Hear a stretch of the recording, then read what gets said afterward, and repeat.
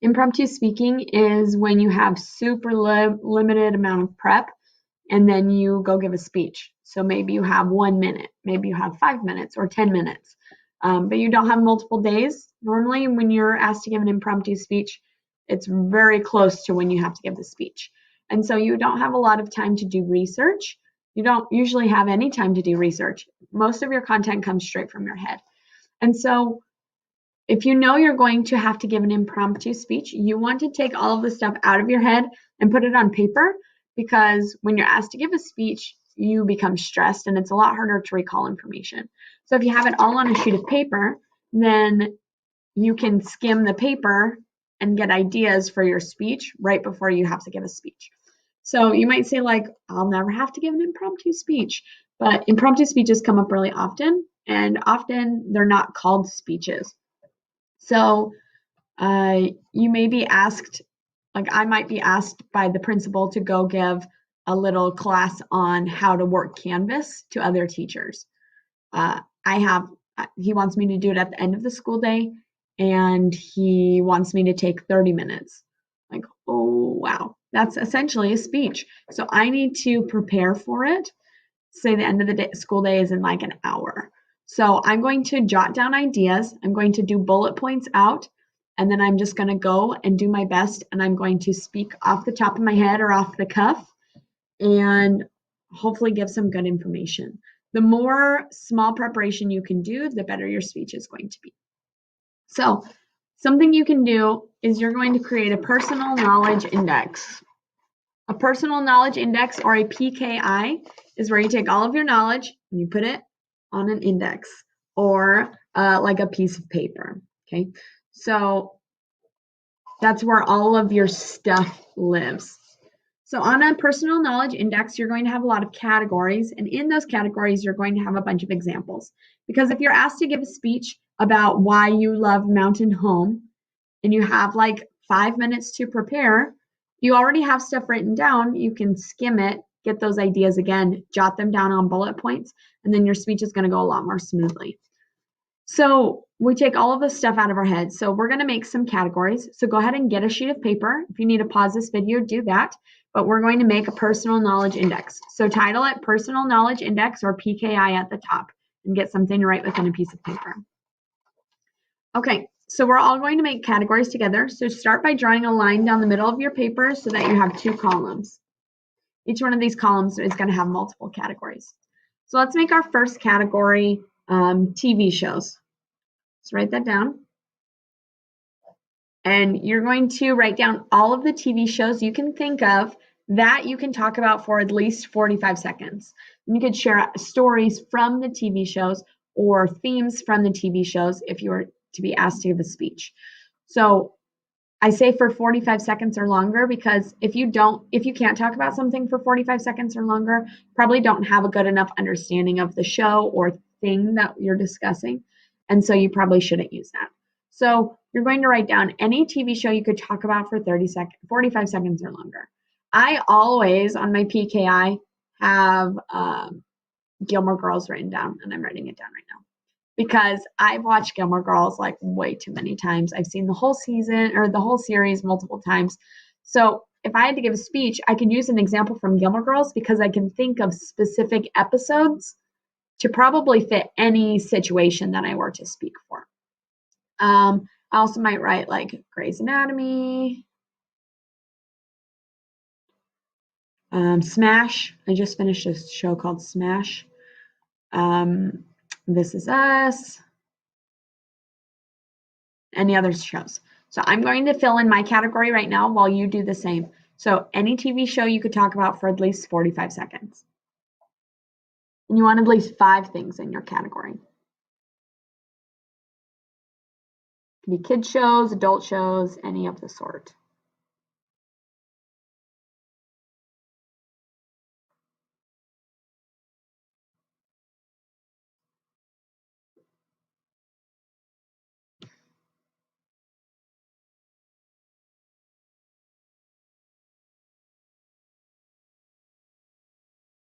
Okay, so you should have at least 5 things. I have Gilmore Girls, Grey's Anatomy, Smash, This Is Us, Station 19, Supernatural, and The Rookie. So underneath my category, I'm going to leave a little bit of space in case I think of more things, and I'm going to draw a line. That's what mine looks like so far. Okay, your next category is going to be movies. Any movie you could talk about for at least 45 seconds or longer. Again, adult movies, teenager movies, children's movies, Disney movies, anything you could talk about for at least 45 seconds. At least 5 things. Go ahead and write.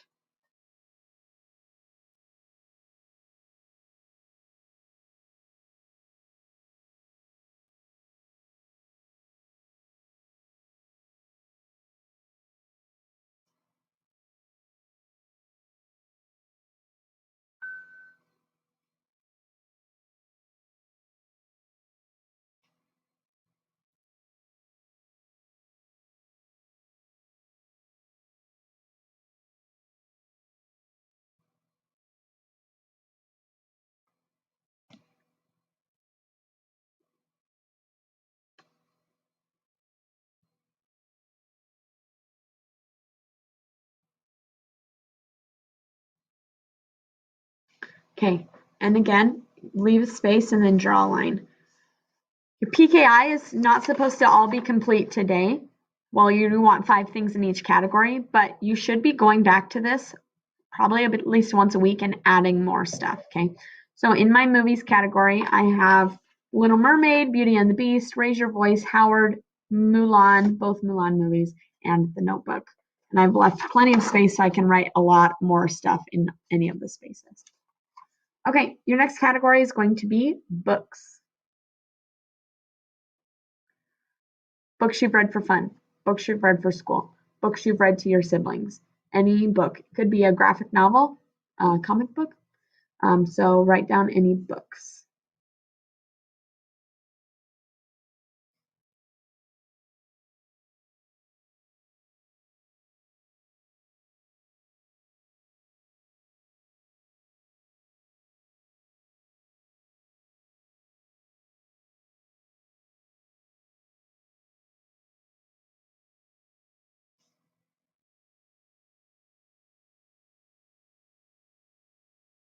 Think of any book you've read in a class. If you could talk about it for 45 seconds, write it down. New books you've read for fun.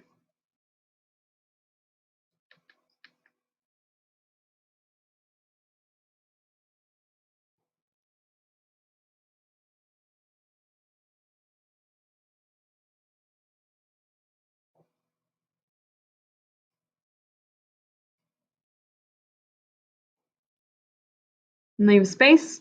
Next category. So I commute to work every day. So I drive a lot. And so I listen to audiobooks this year. So I've read a lot of books this year, and it's really I've really enjoyed my time. So some of the books I've read this year that I wrote down: Talking with Strangers, With the Fire on High, On the Come Up, Becoming and Dear Martin. I also wrote down a couple other books that I've read in the past: The Hate You Give, Warriors Don't Cry, and Outliers. And then I left the space. Okay, the next categories you're going to choose. So you want to choose things that you're interested in and you know a lot about, and things that have stories attached. So if I did a sports category, I'm not just going to write down all the sports teams I can think of. You might write down a sports team that you know, like how the coach got chosen, or like why they traded certain players, or like controversies surrounding a team, or like really in-depth historical knowledge about the teams. You wouldn't just say like, I know that the Packers are a football team. Okay. I can list all the parts of a car. You want to have stories attached to it. You want to be able to use these examples to relate to your audience. So let's see, you could do musicals. That's usually one of my categories. You could do songs if you know the meaning behind songs, why songs are written. You could do bands or artists if you know stories attached to them. You could do poetry. You could do sports stories. You could do one on athletes. I on my last PKI, I made an athletes category, and I realized they were all gymnastics athletes. So I had like a gymnasts category because I know a lot of stories related to gymnasts. You could do a historical events category. You could do a famous people in history, famous people today. You could do a pop culture category. So I'd like you to choose 3 categories from any of the ones I listed or any ones you can think of, and you're going to put 5 things in each of those categories. So I'm going to take a few seconds and do mine while you do yours as well.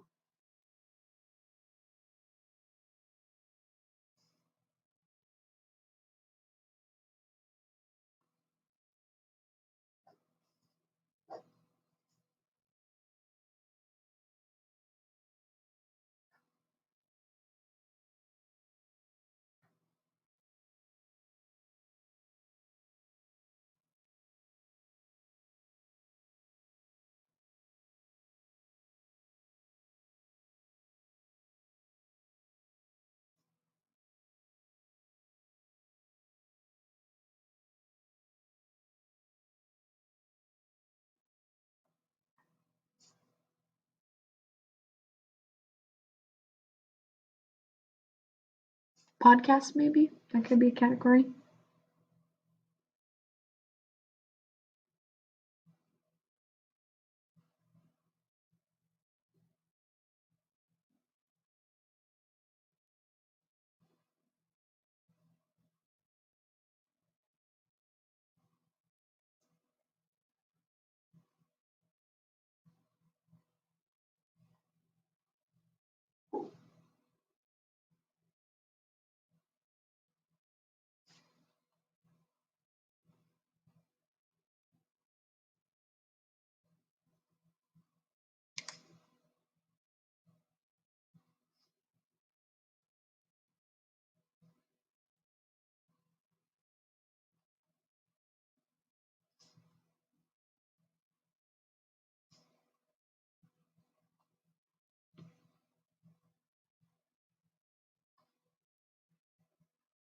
We're doing all 3 categories right now.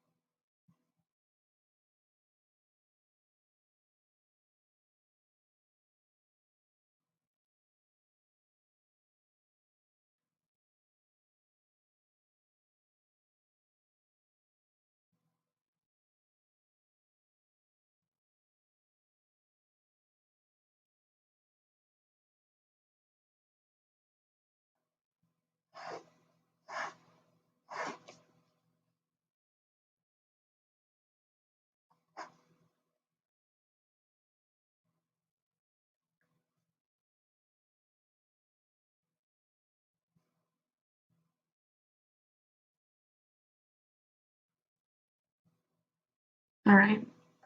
So I have 3 more categories. I have musicals, I have gymnasts, and I have artists, like musical artists. I also did a podcast category because I thought of those as well. So all of these things on my categories, I know I can talk about for at least 45 seconds. Maggie Nichols, she's a gymnast.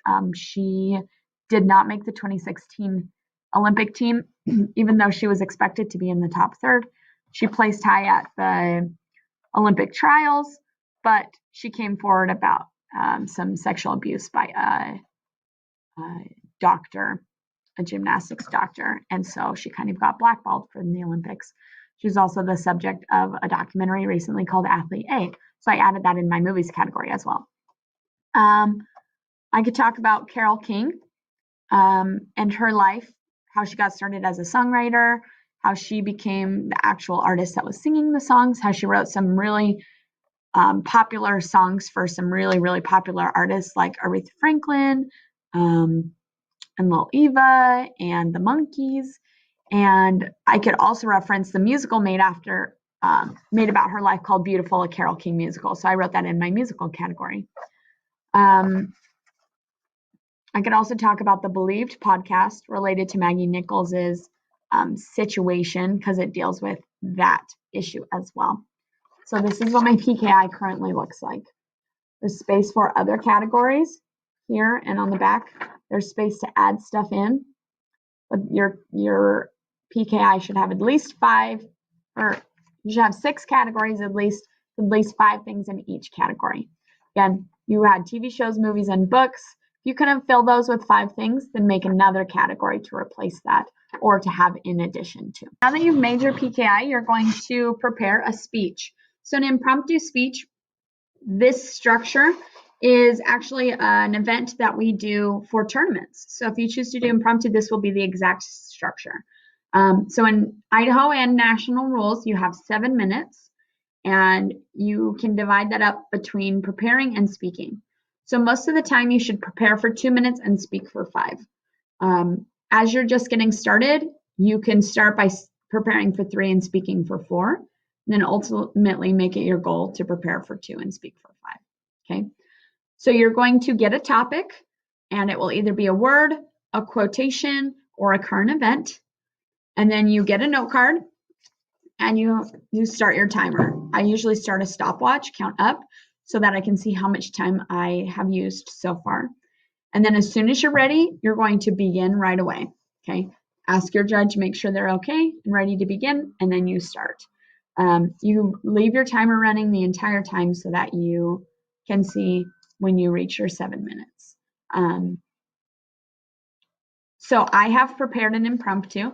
Before going into your impromptu round, you skim through your PKI.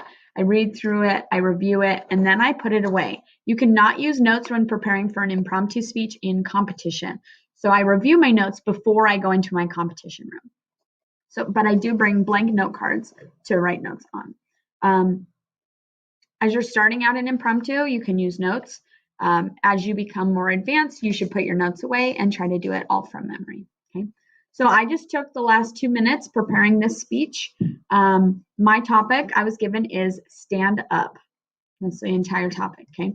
So I'm going to give a little practice speech for you. Because most of our tournaments will be online this year, we're going to actually practice sitting down. Normally, you would give this standing up, and you would walk in a baseball diamond. So you start your introduction at home plate. You go to first base for your first point, second base for your second point, third base for your third point, back to home plate for your conclusion. So you walk in a diamond.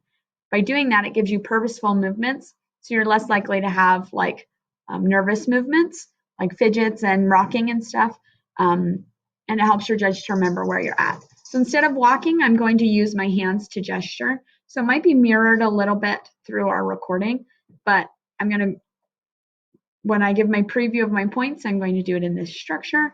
When I walk to that point or I move to that point, I'm going to like guide in the direction that I'm going to go. One hand or 2 hands or whatever. Okay. The structure of your impromptu speech should be as follows, and be ready. You should write this down. You're going to start with an introduction. In your introduction, you're going to have an attention getter, which is a story, a fact, or a quote that's interesting and grabs the audience's attention. Next, you're going to introduce your topic, which is, again, a quote, a current event, or a word. And then you're going to preview your main points. So you're going to just give us the titles of your 3 points in order. Today, we're going to talk about this, this, and this. Then you're going to go to each of your main points. And within those, you're going to begin the point, give us some substance, and relate it back to the topic. When you're done with one point, you'll say, now that we're done talking about this point, we're going to go to this other point. So you're going to transition between your points. When you're back to your conclusion, you're going to start your conclusion with a review. In your review, it's the exact same thing as your preview. You're going to say, today we talked about this, this, and this, the titles of your points. Then you're going to wrap things up, and you're going to refer back to your attention getter story and wrap things up really nicely. I'm not going to restate the story, but I'm going to refer to it. So I'm going to give you a little practice speech. I haven't given this speech. This would just be like how I would be doing it in a round. And I'm going to be starting my timer, stopwatch. Okay. My topic is stand up. In the 1960s, there were a lot of individuals who chose to stand up for what they believe in and take action. Some of those individuals included many civil rights activists, such as the Little Rock Nine, who were the first to integrate schools, such as Martin Luther King Jr. and Malcolm X. Now, these people took huge stands against inequality and stands for justice. And sometimes we see them as these big, important historical figures that did these huge, great things. However, we too can also stand up against injustices, against things that are going poorly or wrong in our own lives. So today, that's our topic, stand up. And I think it's referring to making a stand, going against those things that are wrong, standing up and speaking out. So today we're going to analyze our topic by looking at three main examples. First, we're going to look at the book, The Hate You Give, by Angie Thomas. Then we're going to look at Maggie Nichols and how she was portrayed in the documentary Athlete A, before finally talking about our first point, will be actually about Taylor Swift and Reputation. So we'll talk about Taylor Swift, The Hate You Give, and Maggie Nichols. All right, first off, let's talk about my favorite artist, Taylor Swift. Taylor Swift has been around for music for almost 15 years. She started out as a young 15-year-old country singer and has blown up in popularity and is now a global phenomenon. However, Taylor Swift has had her share of bumpy pieces in the road. At one point in her career, she was having huge bullies bully her and try to get her to stop doing what she loves, stop doing music. These bullies were Kanye West and Kim Kardashian. They made edited tapes and videos showing things that Taylor Swift did not say, editing her words, also making her look like she was a bad person. However, instead of being forced down and hiding away, she came back stronger and she stood up against them. She started speaking out on her social media pages. She started standing for causes she believed in. So instead of letting these bullies silence her voice, she started standing up more for the things that she believed in. She also took that experience and stood up to those bullies by owning a tool that they used against her. And that tool was the snake emoji. Kim Kardashian would use that snake emoji, and so would her followers, to spam Taylor Swift and to make her feel less like, their intention was to make her feel like a snake. So instead, Taylor decided to own that. She stood up by owning this symbol, and her album was called Reputation, and her main symbol for it was a snake. Her entire concert, which is now filmed on Netflix, had huge snakes in the stadium, and she owned that symbol, showing that these people can't tear her down. She's going to stand up against them and own it instead. Next, let's talk about the book The Hate You Give by Angie Thomas. In this book, we see young Star who sees her friend get shot by the police when he is unarmed. Throughout the book, Star grapples with how she's going to handle this situation and what she's going to do. And at first, she doesn't want to do anything. She wants to stay silent in the background as an observer. However, throughout the novel, she realizes that she needs to stand up for what's right. She needs to stand up against people that are doing these injustices, and she needs to fight. So she decided to become unanonymous, share her voice, and she decided to march against the injustices that people of color see every day in our country. She decided to march, speak out, and stand up for what she believes in. She was participating in what's called civil disobedience, standing up for injustice and laws, even if, especially if you think that they are unjust. Our final point, we will talk about Maggie Nichols and her portrayal in the documentary called Athlete A. Maggie Nichols is a huge star in the gymnastics community. She was a national champion for a few years, and she was all but chosen for the 2016 Olympic team. However, Maggie Nichols decided to stand up for something that she believed in and something that was harming many people, and she had some really sour consequences come of it. An Olympic team doctor named Larry Nassar was, for 20 years, had been abusing gymnast girls during therapy. And Maggie decided to stand up and say something. She stood against USA Gymnastics and Larry Nassar, and she stood for truth, and she stood to help not just herself, but all other gymnasts that may be having this happen to them as well. So that's a great thing. We all see that as her standing up against a really gross guy. However, she did not make the Olympic team. She took third at the Olympic trials. She should have made the team. Everyone was expecting it. However, she didn't make the 5-person team, and she also didn't make the 3 alternates. And many believe it's because she did stand up and stand out. She should have made the team, all of her skills, all of her records showed that she should have made that, and she didn't. So today we talked about standing up. We showed this through the examples of Taylor Swift, Star in The Hate U Give, and Maggie Nichols. So even though you may not be Martin Luther King or Malcolm X, you still can stand up and make a difference. And you should, because in our country right now, we need people standing up for the good. Okay, so if I prepared for 2 minutes, I just spoke for 6, so I went over my time limit. If I only spoke or prepared for 1 minute, I spoke for exactly 6 minutes, so I would have been fine. But when you're doing impromptu, normally we have people called timekeepers that will give you time signals so you can see them. So like 3 minutes left, 2 minutes left, and that can help you to adjust while giving your speech. I also am not used to giving speech sitting down, and so I would definitely need to practice doing this a lot more. Today we're going to talk about panel. So panel is short for panel discussion, and it is one of our 14 speech events. It is an IHSAA A event. So at districts, you do both an A event and a B event. Panel essentially is a discussion, and a panel discussion is one of the basic types of discussions talked about in like most basic speech classes or communication classes. And we have decided to make it a competition event. I don't particularly love panel because I think a discussion is not supposed to be competitive. A discussion is supposed to be collaborative. And by making this a speech event, we're trying to make a discussion competitive, which is negative, and it can really hurt your discussion. So it's an interesting event. However, we want to do well at it at state and at districts, and so we're going to learn it. And my goal is to watch these panels and figure out who has the strongest panel discussion skills and send those people to districts. So first off, a panel discussion is 40 minutes long. So you don't do individual speeches that are timed. It's just a whole round that's grouped into a 40-minute segment, and you have a judge. So the rules for panel state that panel members do not make formal speeches, but remain seated and discuss the topic informally.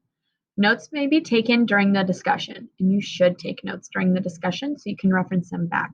Kind of like what you do in a Congress round, you reference other speakers, other representatives. You should do the same in a panel round. Emphasis is on problem solving through working towards group consensus. So all coming to the same agreement on something. Panelists should be familiar with the topic and be prepared to discuss facts and opinions. Contestants may bring a pen or pencil and research, which is limited to 1 page, one-sided, 8.5 by 11 to the round. So you're allowed to bring 1 page of notes. On those notes, you should have some research, but particularly during your research phase, you should define the terms in the topic. You should figure out what types of problems are associated with this topic, ways to solve that, maybe some benefits or drawbacks of your topic or both sides of the topic, and examples. So examples coming from other schools that have tried to do this topic or places in the world that have tried this. Examples are really good, especially if you can have new and unique examples that other people don't bring up. That's going to make you stand apart. So in panel, you're given topics, and every round you have a different topic, and you get those topics before the tournament. So our topics will be the same for both districts and state. The rules state that a list of topics will be collected from coaches at the fall ISATA conference that will encompass topics tournaments will use throughout the season. Additionally, 5 topics to be used only for district and state tournaments will be selected and voted on by the IHSAA for the ISATA members prior to these tournaments.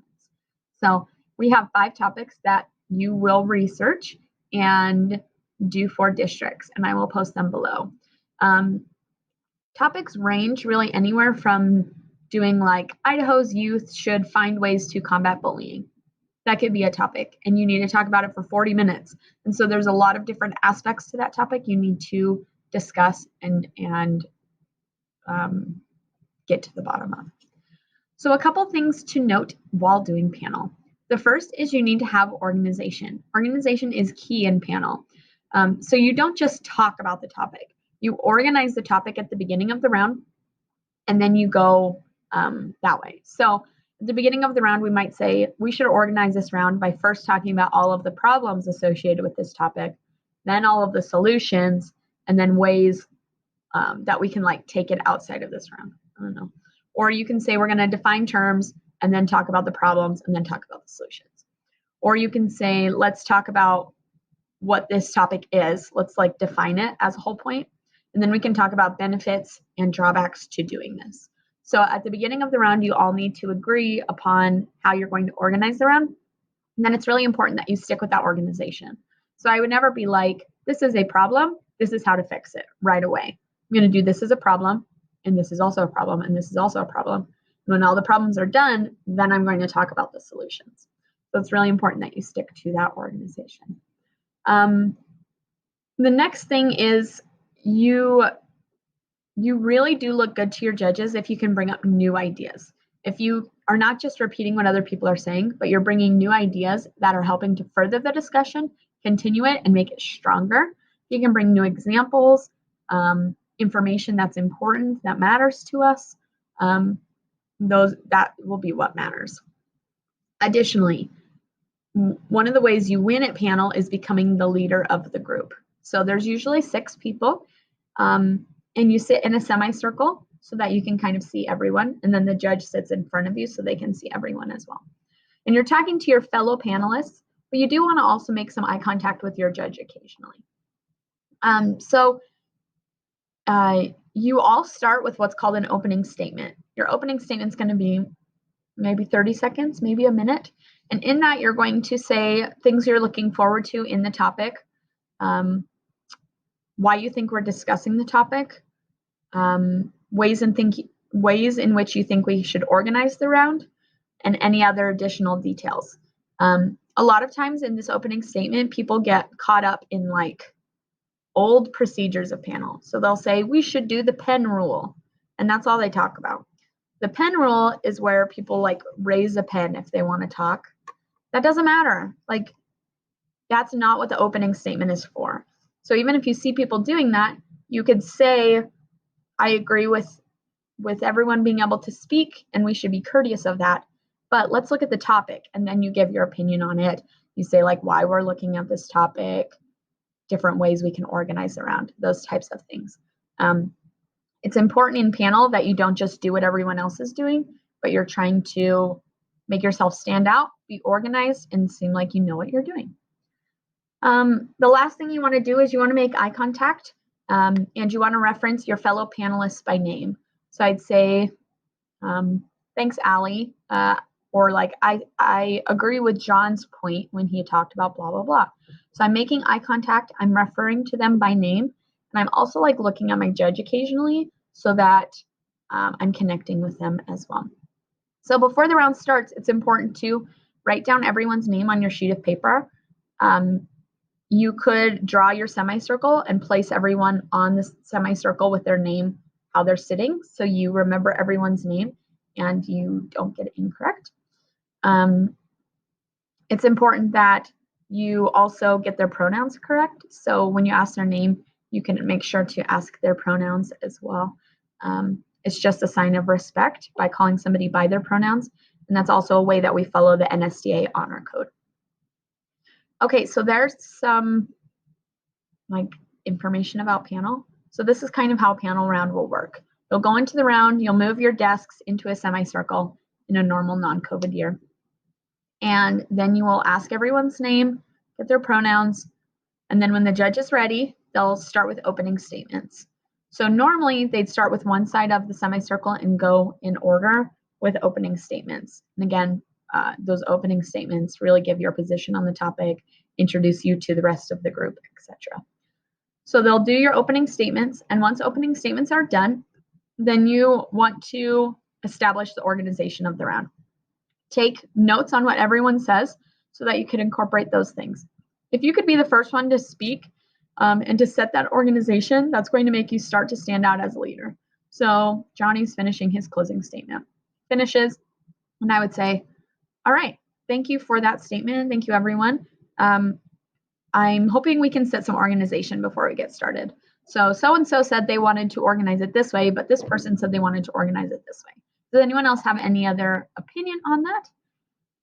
And then we'd set our organization, and then we would say, okay, let's talk about the problems. And then we'd all start to talk about the problems. As soon as they're exhausted, or as soon as maybe time is running short for that segment, then you can move on. So if you have 2 organizational points, plus your opening and closing statements, each of your points should be about 15 minutes long, and then opening and closing statements take like 5 minutes each. If you have 3 points, then each point would take about 10 minutes long, and then opening and closing statements take about 10 minutes each. So paying attention to the time will also help you to help move your group in the right direction. In our COVID year, you'll all show up on the screen. Make sure that you still say your name and your pronouns. You might want to consider like having a name tag, or like putting a nameplate down or something so that everyone can see your name the whole time. But I think as long as you get names and you know who is who, then you should be fine. And then with COVID, because we're online, it's especially important that you're not talking over each other, because then we can't hear anyone. And so making sure that you are being really courteous as to when you're speaking.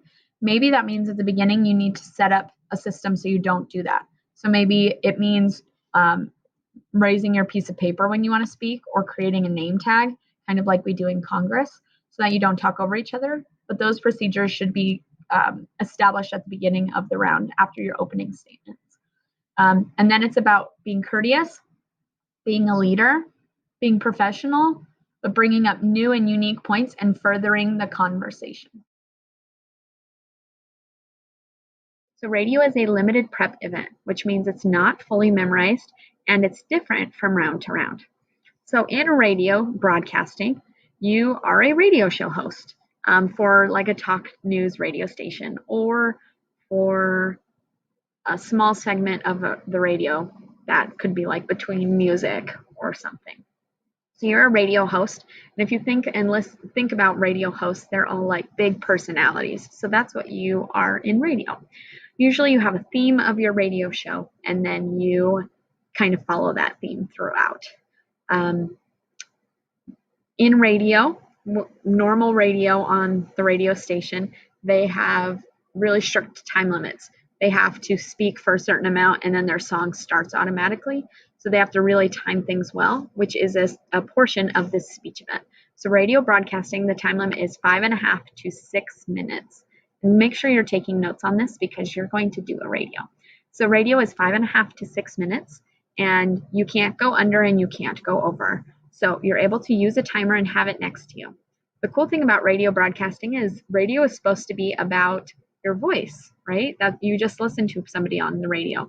So you actually face away from your judge in radio broadcasting, and you don't stand up, you sit at a desk because they're just supposed to listen. So you're able to have your notes and your timer out in front of you so that you can make sure that you're in time and you're saying everything you need to. One of the fun parts about radio is you get to make an original commercial. So this can be on a real product, it can be on a fake product that you make up. I had somebody do a really fun commercial about hydrogen to oxygen, or H2O, or water. And so they made this whole commercial about how it's pure and 100% no additives and will help you live, and it was really funny. I've also seen people do commercials on like real products like M&Ms or something. Oftentimes they'll fit their commercial with their theme of their radio station. So if your radio station is all about cowboys radio, so people that own ranches and stuff, or ranchers radio, your commercial probably isn't going to be on like lipstick. It's probably going to be on something like a cattle brander, or a thing that you put on your horse. And so it's going to relate to your radio theme. You write this commercial. It has to be original. You can't take the script of an already created commercial. So you write this, and it's word for word, and you get to bring it into your radio round. So the only thing that stays the same from each radio round is your theme and your commercial. Then, before each round, you have 30 minutes to prepare. And at the start of your preparation time, they give you a stack of articles, and you get to choose 3 of the articles from that during your 30 minutes of preparation, and you're going to use those 3 articles in your radio. So you're going to take the articles and you're going to highlight them down like you would an evidence card. So you're going to choose what to read, and then you would only read the highlighted stuff during your radio, because you have about a minute per news story. And if you read just a news article, it's going to take you way longer than a minute. So you want to choose the best stuff, highlight it, and a lot of times people bring like scissors or tape into a radio round if they have physical materials, because they can tape it to a new sheet of paper to make it a little bit easier to manage during the radio. So this is the structure that you definitely need to know and write down for a radio. You start your timer, and then you start with a call sign. A call sign is like how you open a radio show. Thanks for listening to the morning show. This is Brad and Tara on your Z103 morning. That's a call sign. Or, that was a great show. Thanks for tuning in to 5WP radio. Or, it's a beautiful day in America. Thanks for listening to 1776 America Radio. All America, all the time. Something like that. That's a call sign. You need to give your radio station a name. And then you're going to go to your first story. You're going to talk about it. And it's going to be a story. You never want to call it an article, because when you say news out loud, it's a story. When you read news, it's an article. You go to your first story. You can talk about it a little bit after, but your news story should take about a minute. Then you're going to go to your next news story. It also is a minute. Then you're going to go to your commercial. You can do some sort of segment like, and we'll be back after a word from our sponsors. Then you'll go to your commercial. Remember, you have it pre-written, ready to go. After your commercial, you're going to go back to your radio show. Now that we've learned about so-and-so, let's talk about our next story. And it could like transition to it, or you can say, and we're back onto our final news story of the day. You'll go to your third story. Your third story needs to be the one that you could talk about the most, the one that you're the most interested, or the one that has the most viewpoints surrounding it. Because after you do that story, you have what's called commentary. And you have to talk about this story for 1 extra minute after you're done reading the story. So commentary, you could talk about 2 different sides of the issue. You could bring up issues with the story, like why did they talk about this? There's all of these problems that it's not addressing. So that's what commentary is. And you need to talk about commentary for at least 1 minute. Cannot be shorter than a minute, but it really shouldn't be longer than a minute and a half. After your commentary, then you sign off. We'll be back tomorrow with more All America, All the Time news. I'm Brad, and this is Tara, and we'll see you tomorrow, or something. Or thanks for tuning in to 1776 Radio. Or that's enough of the news for today. Enjoy this new breakout hit from Lady Gaga, or something. So you sign out, and you're done. You need to end your speech within 5.5 to 6 minutes, and you should have your timer out with you. So Retold is kind of like an acting event, but it's not memorized and you don't prepare a script. It's different every single round. So let me read to you the event description from our IHSAA rules. It says, contestants will select a story from a group of 3 elementary level books, like kids' books, provided by the tournament, and in 30 minutes, be prepared to retell the story as if they are presenting in front of an elementary age audience. The story shall follow the basic storyline of the book being retold. The story shall be retold without notes, but must not be memorized. The same book may be presented only once by a competitor. So you get 3 kids' books, you choose one of them, and then you have 30 minutes to prepare. In that time, you need to learn the general storyline of the book. You need to know what happens at the beginning, middle, and end, and some basic details from throughout the book. And then you need to practice retelling the speech. So you're telling it in front of a group of elementary kids. And so you want to make sure that you're only using elementary appropriate examples or references or those things. And when you're telling stories to kids, usually you have like tons of energy. So they get bored if you're just like reading it like normal. And so you want to have energy and excitement. And Retold is really big on facials, on tone of voice, and on your movement. Facials, tone of voice, and movement. So every round you get a different book. You have 30 minutes to prepare it, and then you go retell it. So some people there's pretty much two ways of doing Retold. The first way is kind of acting out the story. You become the characters. The second way is you are literally retelling it like a narrator would retell a story. So you become a narrator, and then you really, really focus on your voice and your facials to bring the story to life. Some judges prefer one style and others prefer another, but neither one is wrong, and neither one is the only way to do it. So your speech is 4 to 6 minutes, and you are given time signals. Because this isn't a fully memorized speech, you don't really know how long you're going to speak for. And so your judge will give you time signals like 4 minutes left, 3 minutes left, 2 minutes left, 1 minute left, 30 seconds left, so that you make sure you don't go over time. You do have to be within time though, so time signals can make sure that you hit that minimum 4-minute time limit. Retold's pretty fun because you have a lot of flexibility and you get to bring to life a bunch of kids' stories.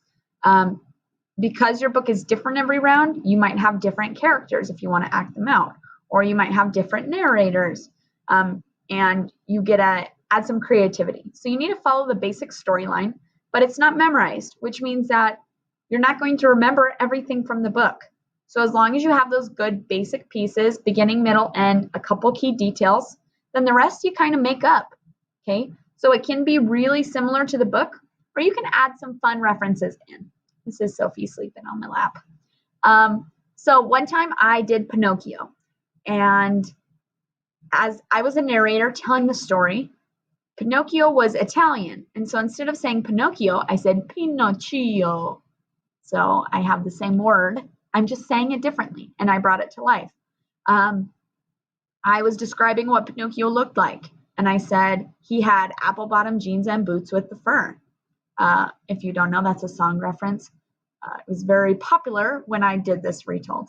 And so adding fun details like that are fun, appropriate references and jokes and things to bring your piece to life.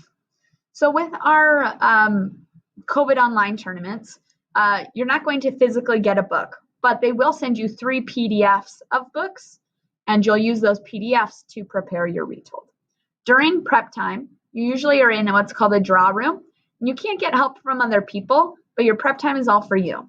So when I get in my prep time, I normally will go get my book, choose within a minute, choose which book I want to do, and I go back to my table. I read the book and I chart its storyline, like you chart a story in English. Rising action, climax, falling action, resolution. I'll chart that, make sure that I know those key details. Maybe 5 minutes later, I'll go stand, face a wall so that nobody is watching me, and I am just going to practice, try to do it full out. I'm going to time myself, maybe put my phone on my timer and put it in my pocket, and I'm just going to go for it, okay? And the more you practice, the better your Retold's going to get. And again, it's not memorized. You don't memorize the text. We are going to talk about extemp speaking or extemporaneous speaking and how to do it, what it is, and kind of how to prepare for it. So extemporaneous speaking is a speech event where you have 30 minutes to prepare it, and you prepare an answer to a current event question. You are allowed to research this, but it is a 7-minute maximum speech where you pretty much give the answer to a question.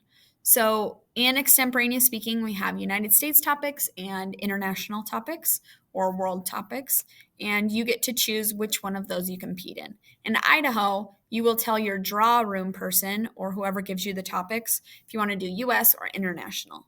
At national qualifiers or NSDA nationals, you will compete only against the people who do US or international, and we can put students in both of those events.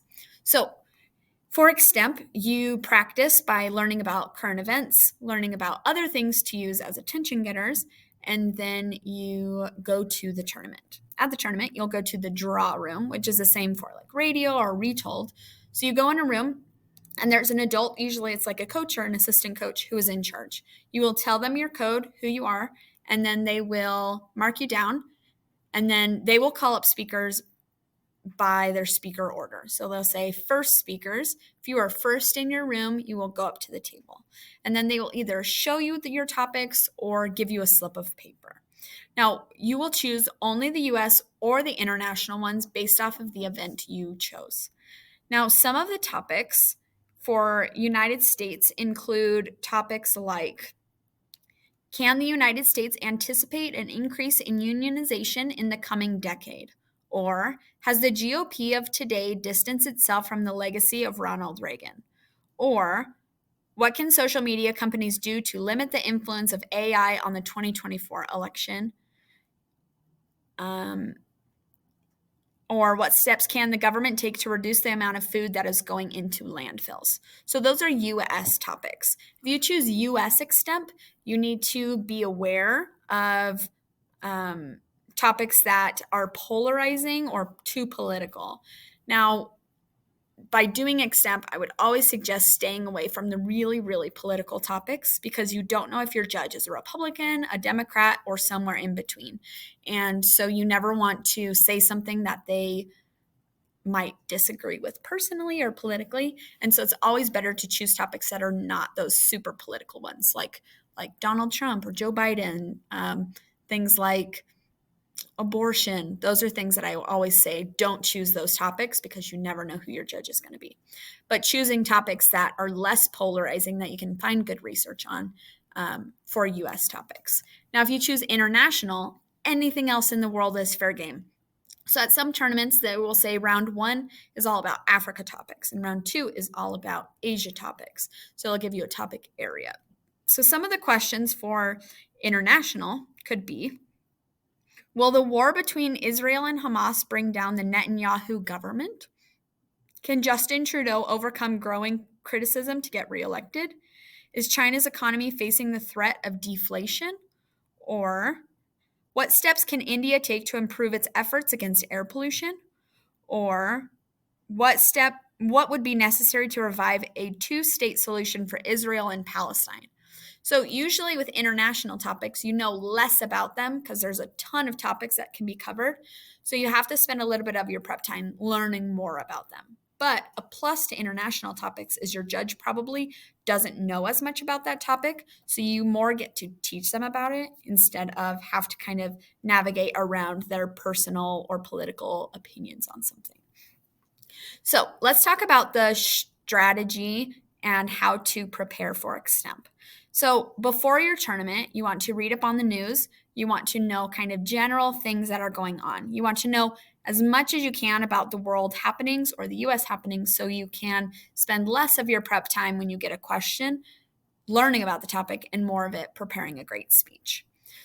Now, once you get to the tournament and you go in the draw room, the draw person is going to call you up and they will give you 3 topics, 3 U.S. or 3 international. Within the first few seconds, you need to choose which topic you want. So pretty much you read through each and you go, let's choose that one. If you don't know anything about any of them, choose one and you'll learn about it. If you're doing domestic, read through them, make sure to cross out any ones that are super political or too personal and choose from the others. You don't have to know about the topic to choose it because you'll have time to learn about it.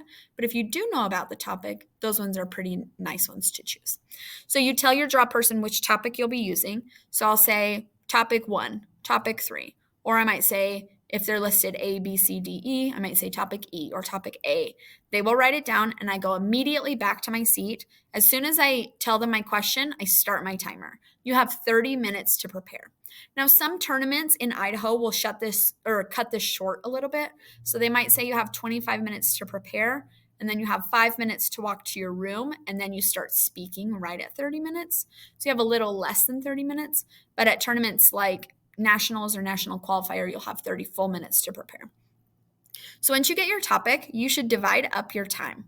So the first 10 minutes, I would spend learning about your topic and brainstorming ideas. So you open up your computer, you go online, you Google stuff, you write notes, you want to learn as much as you can about the topic, and your topic, again, is listed as a question. Then you are going to, after that 10 minutes, you're going to start writing your speech.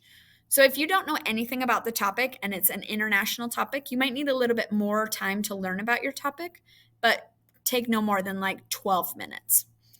After you've brainstormed and gotten an initial viewpoint on the topic, then you're writing. And you're not writing this word for word. You're going to write it in an outline format with phrases. So I would get out a notebook or note cards and write down each piece. Now, the different pieces you want to include in a good extemp. Your introduction should start with an attention getter. And that should not just be you talking about the topic.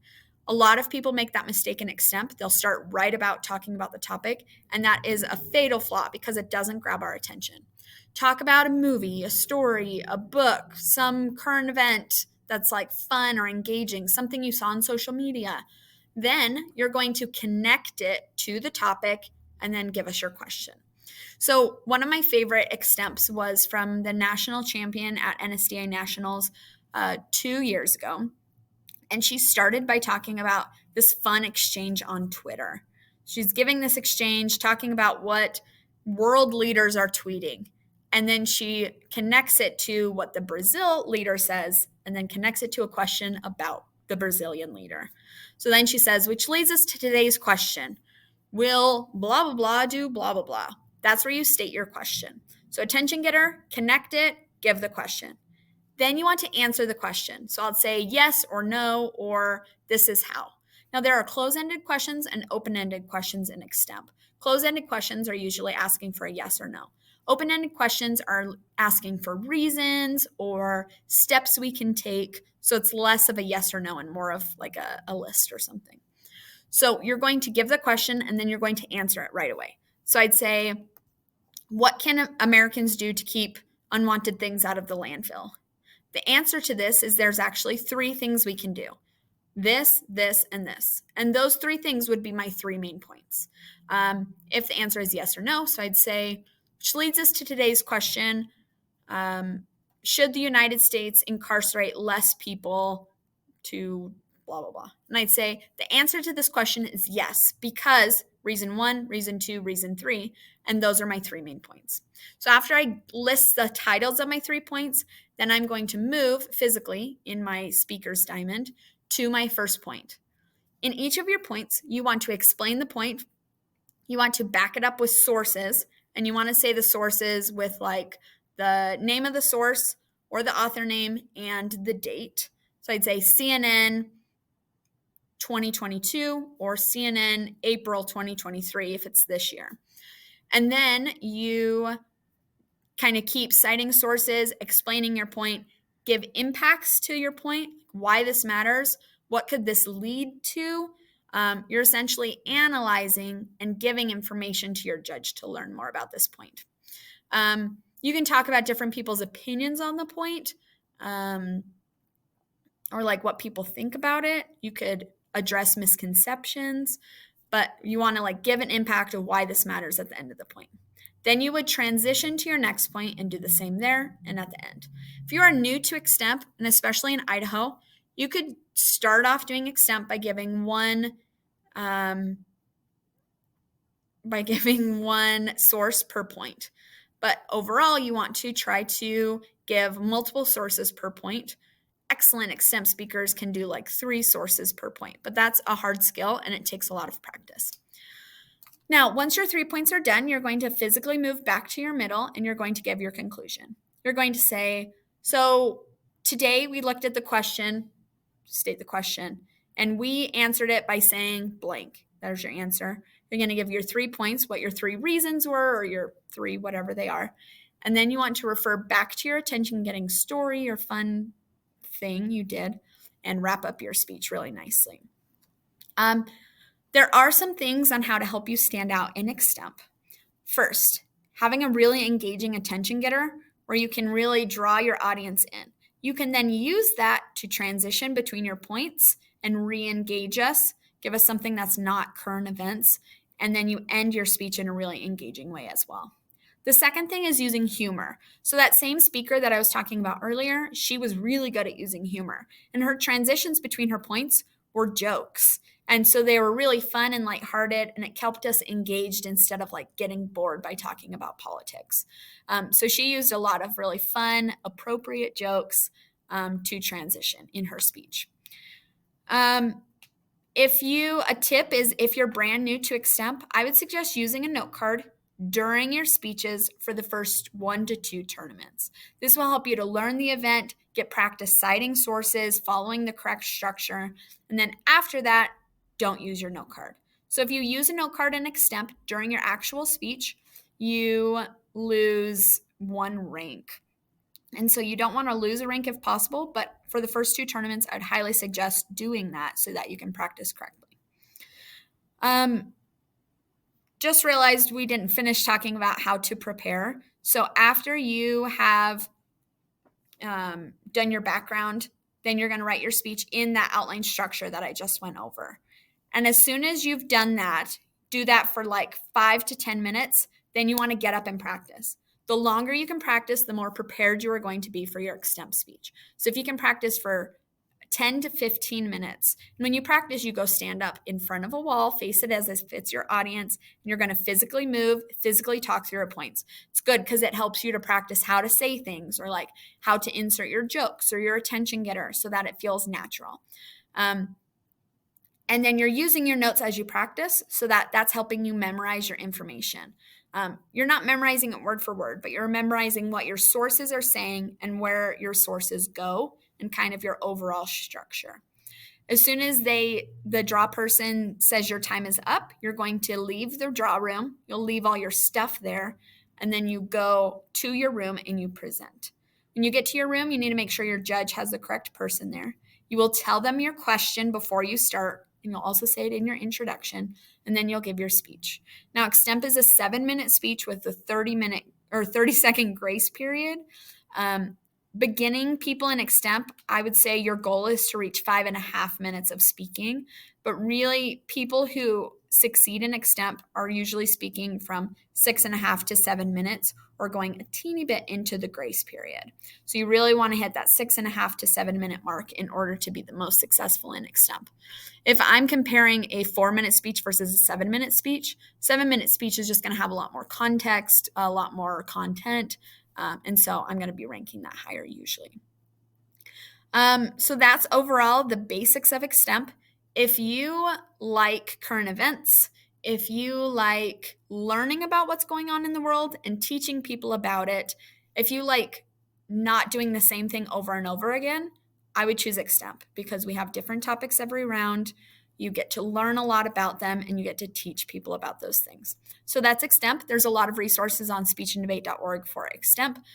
They also have sample questions you can use to practice. Let me know if you have any questions.